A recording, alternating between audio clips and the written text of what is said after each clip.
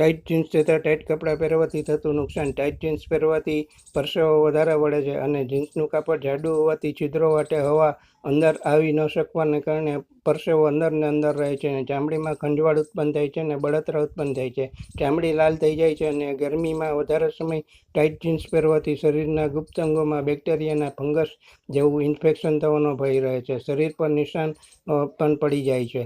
Tight jeans પહેરવાથી લોહીના ભ્રમણમાં અવરોધ ઊભો થાય છે ને તે ધીમું પડે છે. અવયવોમાં સોજો અને દુખાવાની સમસ્યા રહે છે.